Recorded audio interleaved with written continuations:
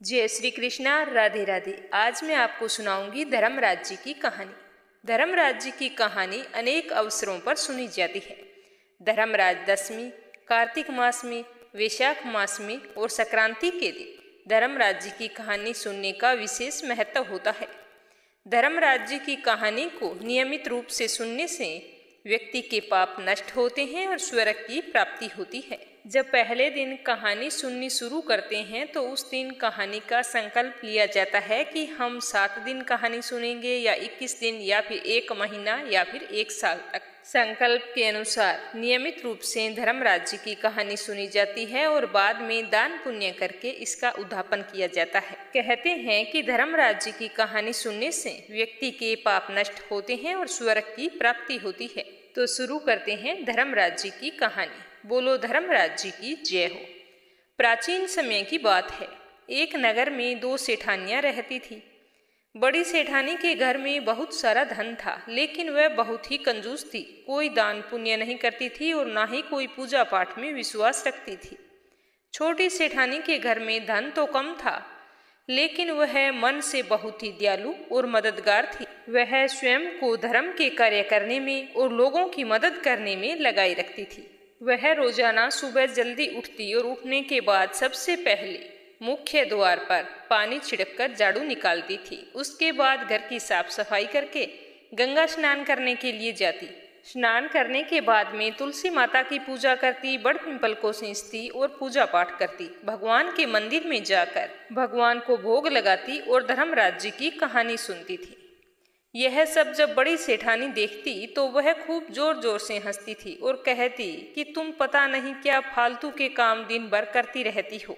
तो छोटी सेठानी कहती कि दान धर्म और पूजा पाठ हर व्यक्ति को करने चाहिए। भगवान के घर इन सब का हिसाब होता है। मैं तो कहती हूँ कि आज से तुम भी पूजा पाठ किया करो। तो बड़ी सेठानी बोली कि ये फालतू के ढोंग मैं तो कभी भी ना करूँ। इन्हें करने से कुछ नहीं मिलने वाला। अब तुम्हें ही देख लो, सारा दिन पूजा पाठ दान पुण्य में लगी रहती हो और तुम्हारे पास कुछ भी नहीं है। कैसी मरियल सी हुई जा रही हो और मुझे देखो, मैं कुछ भी नहीं करती हूँ। दिन चढ़ने पर उठती हूँ और आराम से रहती हूँ। देखो मैं कितनी हट्टी कट्टी हूँ। अगर दान धर्म से कुछ होता तो तुम्हारी ये हालत कभी नहीं होती। तो छोटी सेठानी ने बड़ी सेठानी की इस बात का कोई भी जवाब नहीं दिया।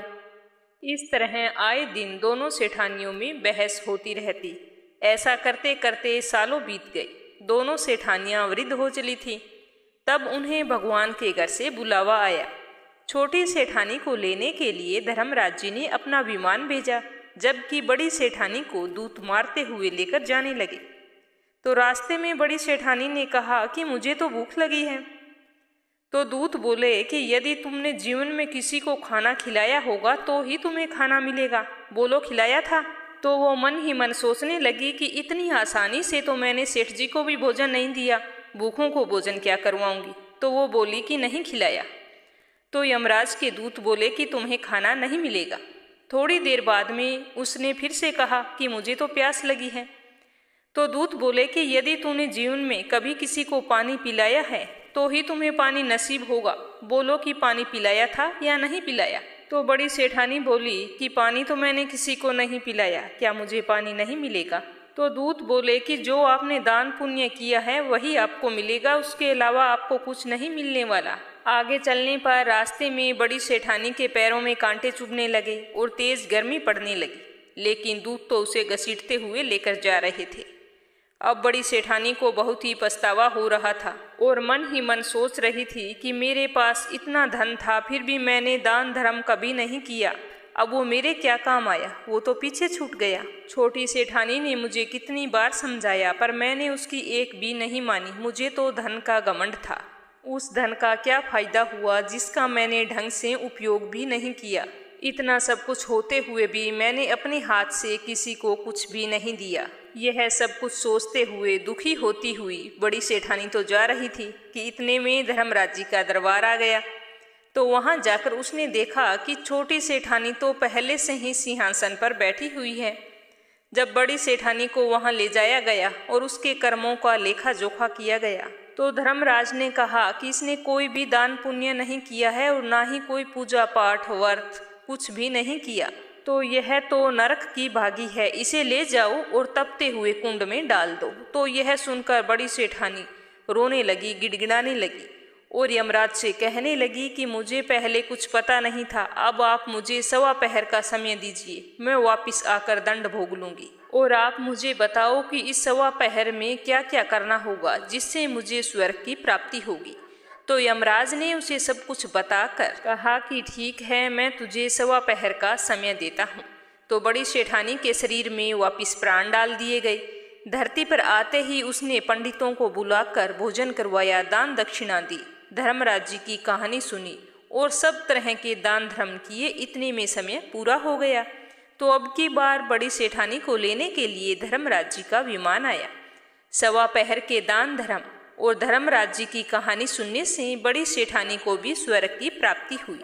धर्मराज जी ने जैसी कृपा सेठानी पर की वैसी सब पर करना। धर्मराज जी की कहानी सुनने वाले पर, कहने वाले पर और हुंकारा भरने वाले और पूरे परिवार पर कृपा बनाए रखना। गणेश जी की कहानी। एक बार गणेश जी एक छोटे से बालक के रूप में चिमटी में चावल और चम्मच में दूध लेकर निकले और वो हर किसी से कह रहे थे कि कोई मुझे खीर बना दो, कोई मुझे खीर बना दो। तो सारे हंस रहे थे कि बोले भला इतने से दूध से और चावल से कभी खीर बनती है। तभी एक बुढ़िया माई बैठी थी, तो उसने कहा ला बेटा मैं बना देती हूँ। तो ऐसा कहकर वह बुढ़िया माई चूल्हे पर एक छोटा सा बर्तन चढ़ाने लगी। तब गणेश जी ने कहा कि दादी माँ छोटी भगोनी मत चढ़ाओ, तुम्हारे घर में जो सबसे बड़ा बर्तन है वही चढ़ा दो। तो बुढ़िया ने सबसे बड़ा बर्तन था वो चढ़ा दिया। अब जैसे ही खीर और चावल उसमें डाले तो देखती ही रह गई। जो थोड़े से चावल थे, जैसे ही कि उसमें उफान आया तो वह बर्तन पूरी तरह से भर गया और खीर में बहुत ही अच्छी खुशबू आने लगी। तो गणेश जी ने कहा कि दादी माँ मैं नहा कर आता हूँ, फिर आकर खीर खाऊंगा। तो खीर तो तैयार हो गई थी। खीर को देखकर बुढ़िया के पोते पोती खीर खाने के लिए रोने लगे। तो बुढ़िया माई ने कहा गणेश जी तेरे भोग लगाना। यह कहकर चूल्हे में थोड़ी सी खीर डाली और कटोरी भरकर बच्चों को दे दी। तो बुढ़िया की पड़ोसन छत पर से देख रही थी। तो बुढ़िया ने सोचा कि यह तो गणेश जी को चुगली कर देगी। तो उसने एक कटोरा खीर का भरा और उसको भी पकड़ा दिया। जब यह सब कुछ बुढ़िया की बहू ने देखा तो सोचा कि इस तरह से तो यह खीर खत्म हो जाएगी और मुझे तो खाने के लिए मिलेगी नहीं। तो उसने भी जल्दी से एक बड़ा सारा कटोरा खीर का भरा और खा लिया और कटोरे को चक्की के नीचे छुपा दिया। गणेश जी तो अभी आए नहीं थे, तो बुढ़िया को भी भूख लगी थी। तो उसने भी एक कटोरा खीर का भरा और किवाड़ के पीछे बैठकर एक बार फिर से कहने लगी कि गणेश जी आपको भोग लगे, कहकर खाना शुरू कर दिया। तभी गणेश जी आ गए। तो बुढ़िया ने गणेश जी को देखते ही कहा कि आजा रे गणेश या खीर खा ले, मैं तो तेरी ही राह देख रही थी। तो गणेश जी ने कहा कि दादी माँ मैंने तो खीर पहले ही खा ली। तो बुढ़िया ने कहा कब खाई? तो गणेश जी ने कहा जब तेरे पोता पोती ने खीर खाई तब मैंने खाई, जब तेरी पड़ोसन ने खीर खाई तब भी मैंने खाई, और जब तेरी बहू ने खीर खाई तब भी खाई, और अब जब तुम खीर खा रही है तो मेरा पेट तो पूरी तरह से भर गया है। बुढ़िया माई तूने तो मेरा नाम लेकर भोग तो लगाया, तेरी बहू ने तो वो भी नहीं लगाया।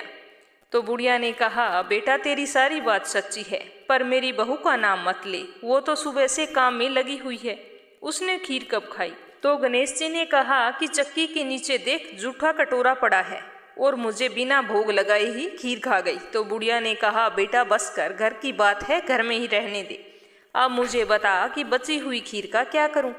तो गणेश जी ने कहा कि पूरे नगर को न्योता दे दो और भोजन करवा दो। तो बुढ़िया ने पूरी नगरी को भोजन करवा दिया, फिर भी वो बर्तन पूरा ही भरा था।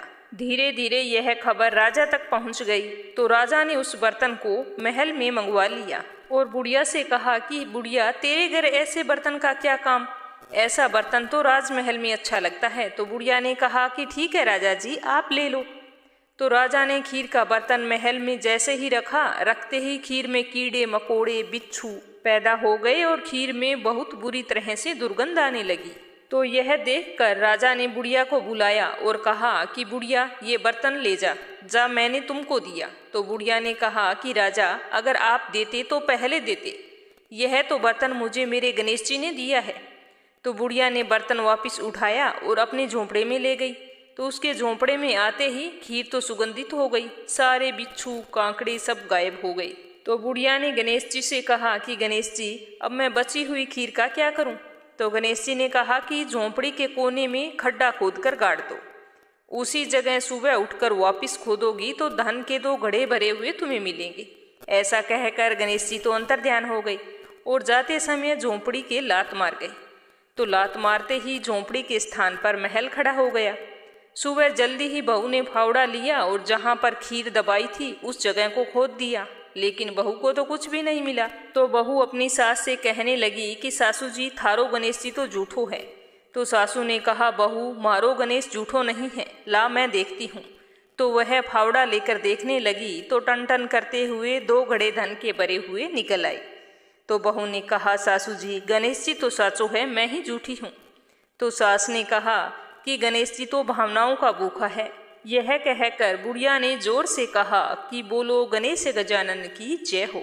हे गणेश जी, जैसा आपने बुढ़िया को दिया वैसा सबको देना, जैसा राजा को दिया वैसा किसी को ना देना। लक्ष्य है। पूरी कहानी सुनने के लिए आप सभी का बहुत बहुत धन्यवाद। जय श्री कृष्णा। राधे राधे।